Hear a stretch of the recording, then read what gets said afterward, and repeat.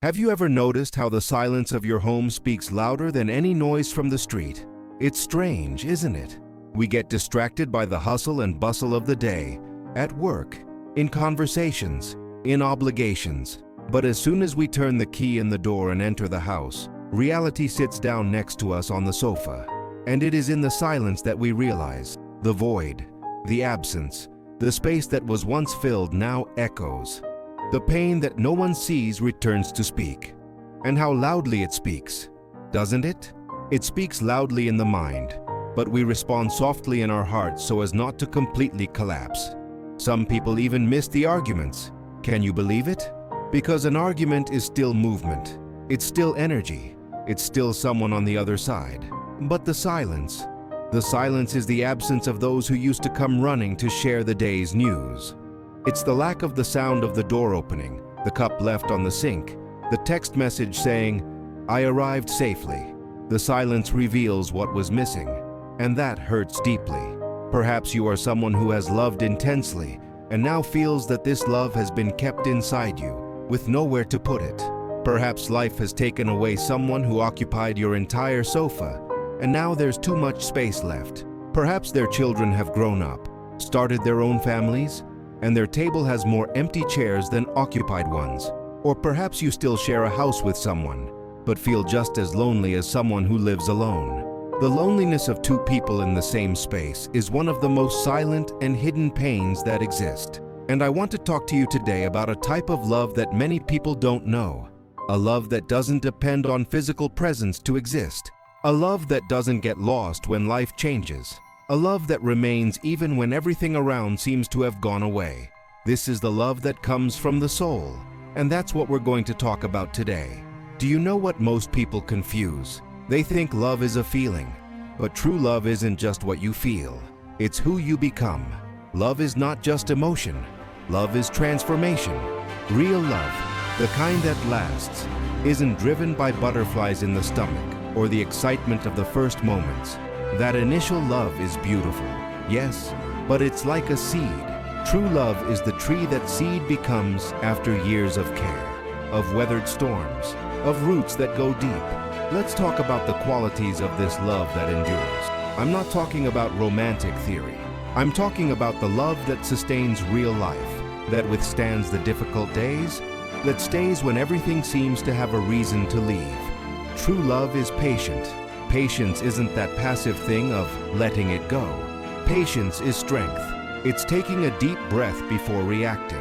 It's understanding that the other person is also fighting battles you don't see. It's giving people time to be human, flawed, imperfect. At home, many people confuse patience with self-effacement. To love is not to endure everything in silence. To love is to have calm without losing your dignity. It is knowing how to wait for the right moment without failing to take a stand when necessary.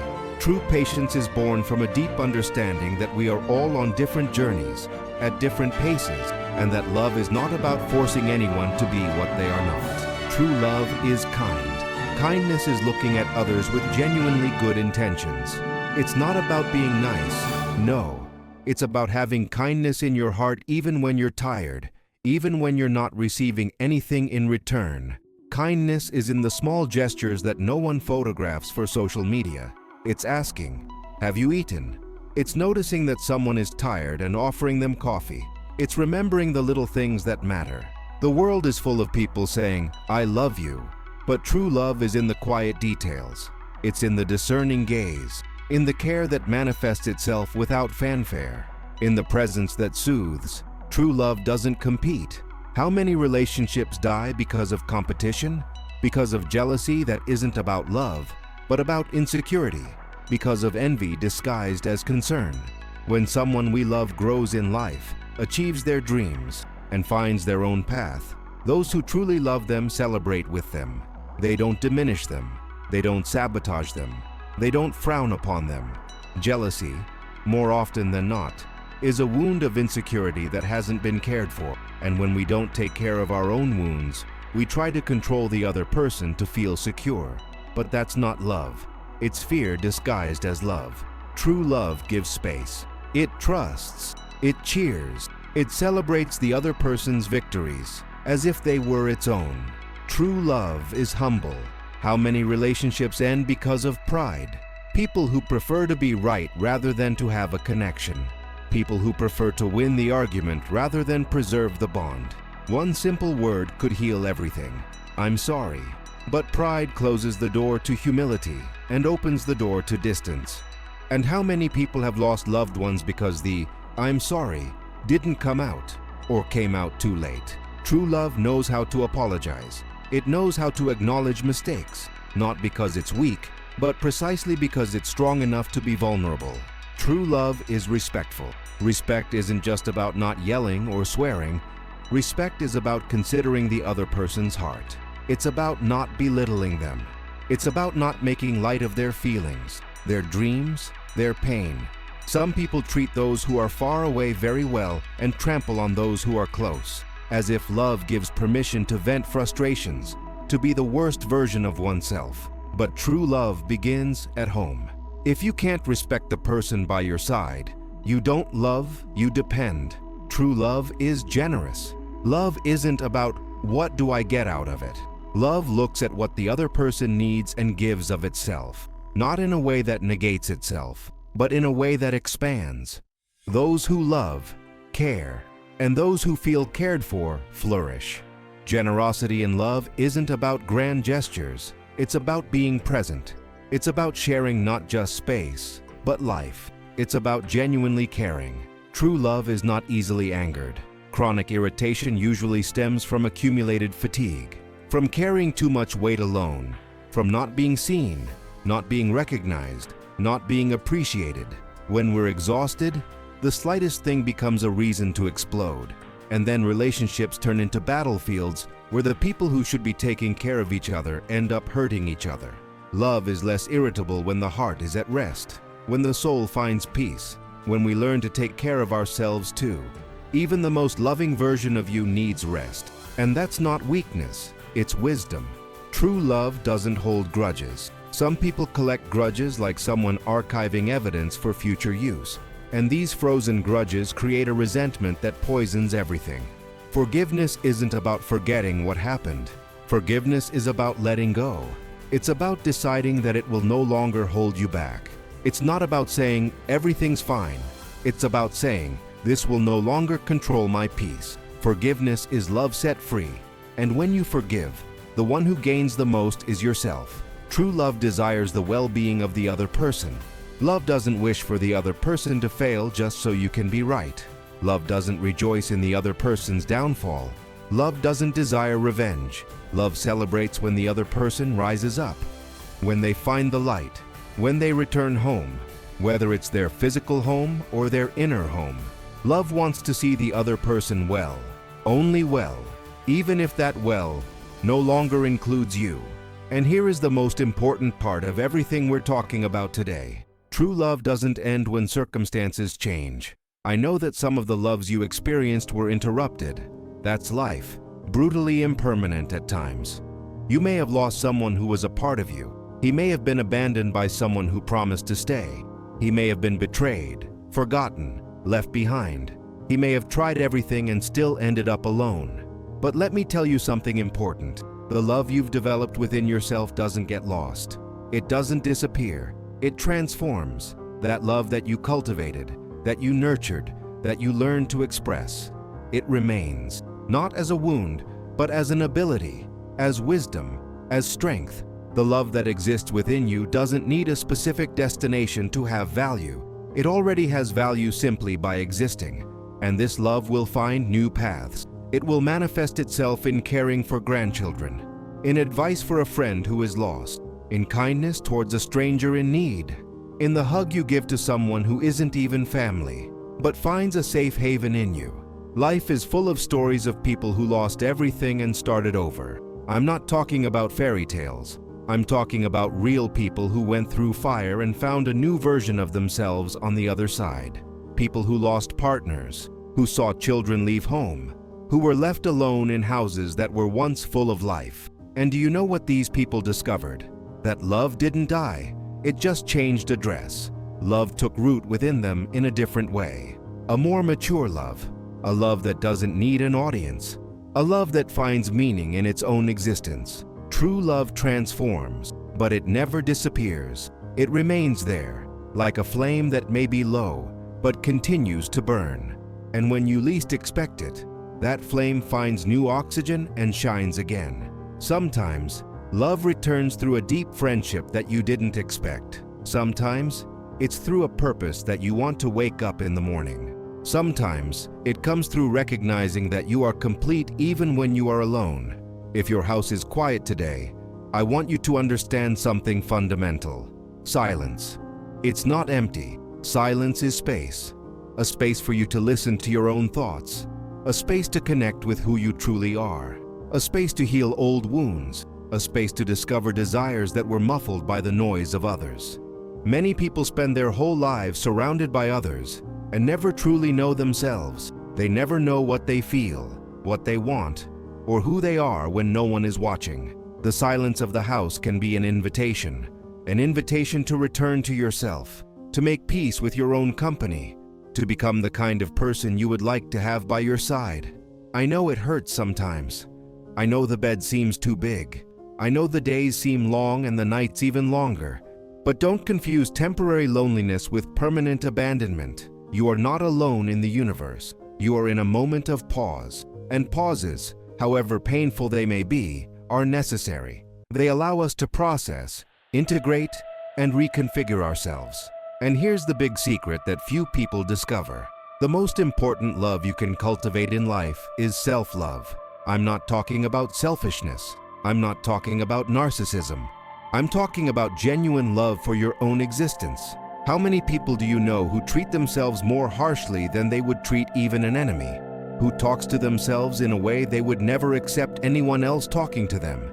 Have you ever noticed how you treat yourself when you make a mistake? When you fail? When you don't meet your own expectations? Self-love is the foundation of all other loves. Because when you truly love yourself, you don't desperately depend on the love of others to feel whole. And then, when love arrives, it doesn't come to fill a void. It comes to add to it. Loving yourself means be patient with your own processes. Be kind to your imperfections. Don't compete with idealized versions of who you should be. Forgive your own mistakes. Take care of your body, your mind, your soul. Celebrate your small victories. Respect your own limits. When you learn to truly love yourself, loneliness ceases to be a sentence and becomes a conscious choice. You may still desire companionship, but you don't depend on it to exist. There is a love that goes beyond human relationships, a love that is greater than anything anyone can give or take from you. It is the love that your soul carries, the love for life, for the morning sun, for the sound of rain, for the beauty hidden in small things. This love needs no reason. It needs no justification. It simply exists. It is love that makes you stop and look at the sky. It's love that makes you smile when you see a child playing. It is love that makes you grateful to be alive, even on difficult days. This love is a connection to something greater than yourself. You can call it the universe, energy, cosmic consciousness, the source. The name doesn't matter. What matters is that when you connect with it, you realize you were never truly alone. You are part of something infinitely greater. You are a unique expression of love itself manifesting in the world. And now, after everything we've discussed, the question remains, how do I rebuild my life from here? First, allow yourself to feel. Don't suppress sadness, longing, or pain. These emotions are not your enemies. They are part of the healing process. Crying is not a sign of weakness. Crying is the soul's way of cleansing itself, of releasing what is too heavy to carry. Second, acknowledge the love that still exists within you. That love hasn't died. It's still there, perhaps hurt, perhaps tired, but alive. And alive means it can grow again. Third, start small. You don't need to rebuild everything at once. One day at a time, one choice at a time, one act of self-love at a time. Fourth, open yourself to new possibilities. Life may no longer look like what you planned, but that doesn't mean it will be worse. Sometimes, the life we didn't plan is exactly the life we needed to live. Fifth, keep the faith. I'm not necessarily talking about religion. I'm talking about trusting the process, believing that, even when you don't understand, there's a bigger movement happening. Life has a strange way of only making sense when we look back. In the midst of the storm, everything seems chaotic, but then, you see that each piece had its place, that each loss opened space for something new, that each ending was also a beginning. Don't underestimate yourself. Don't think your best years are behind you. No matter your age, you will still experience beautiful things. You will still receive hugs that make your heart feel at home. You will still meet people who will change your perspective. You will still discover parts of yourself that were dormant. You'll smile again in a way you haven't smiled in a long time. Love hasn't ended. It's just reconfiguring itself within you. And you know what's most beautiful. The love you experience after loss is different. It's deeper, more real, less illusory, because you already know that love isn't about perfection. It's about permanence, about choosing to stay even when it's difficult, about caring even when it hurts. You are wiser now, stronger, more prepared to truly love. And in the end, this whole journey of love is actually a journey back to yourself. Because you've spent so much time loving others, caring for others, molding yourself to others, that perhaps you've forgotten who you are when no one is asking anything of you. The quiet house gives you that opportunity, the opportunity to rediscover yourself, to rediscover tastes you abandoned, dreams you postponed, parts of yourself that were kept hidden because there was no time, no space. Now there is space, and that space is a gift. Use this time to ask the questions that matter. Who am I beyond the roles I play? What do I really want from the life I still have ahead of me?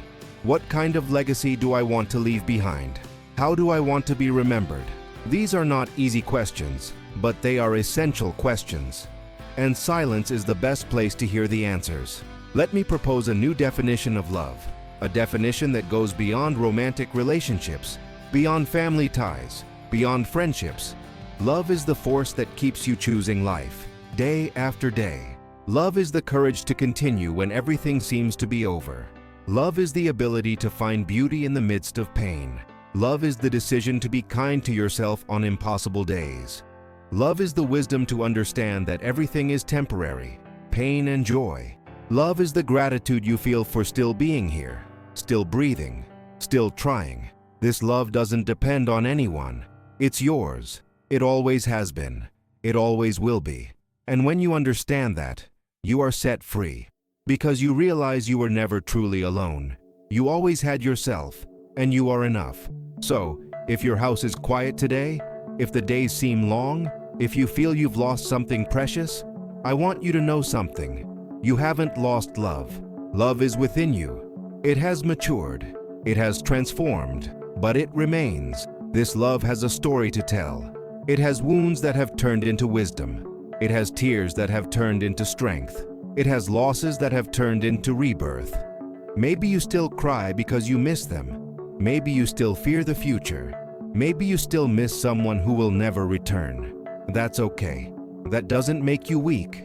It makes you human. It makes you capable of loving deeply. And the universe doesn't let those who truly love remain invisible. Every tear you shed has meaning.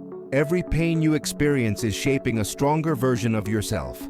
Every day you choose to keep going is a victory worth celebrating. You are here, now, still alive, still able to feel, still able to love. And as long as there is life in you, there will be love. The love that remains when the house falls silent is the purest love there is. Because it doesn't need applause. It doesn't need witnesses. It exists simply because you exist.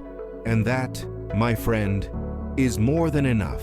You are stronger than you imagine, more resilient than you believe, more loved than you feel. The journey isn't over. It's simply leading you to a new chapter. And I believe that chapter will surprise you in ways you can't even imagine right now. Be patient with your process. Have compassion for your pain. Have faith in your new beginning. The love you carry is precious. It's rare. It's powerful. And it will find its expression, whether through new connections, through your purpose, or through your own transformation. You are not alone on this journey. Millions of people around the world are experiencing the same thing as you. feeling the same silence, carrying the same kind of pain, and, at the same time, the same hope for a new beginning. We are a large family of souls in process, in healing, in transformation, and the simple fact that you've watched this far shows that you're willing to continue. You're willing to seek answers. You're willing to grow, and that's all you need. Willingness. The rest, life will show you along the way. Before we finish, I want to invite you to something special. If this message touched your heart, if you felt you're not alone on this journey, I've prepared more comprehensive material for you. This ebook delves deeper into everything we've discussed today. In it, you'll find reflections, practical exercises, and a guide to reconnecting with your inner love and rebuilding your life from a place of authenticity and peace. This material was created with great care to be your companion on this journey of self-discovery and transformation. To remind you, on difficult days, of who you truly are and the love you carry within you. The link to download the ebook is pinned here in the comments. It's my gift to you, my way of continuing to walk alongside you even after the video ends. Thank you for being here with me today. Thank you for having the courage to look inside. Thank you for continuing to try, day after day, even when it's difficult. You are important. Your journey is important. Your love is important, and I'm rooting for you from the bottom of my heart until we meet again. And remember, the love that remains within you is stronger than any silence. A big hug, and may your soul find the peace it deserves. With love, Simple Lives.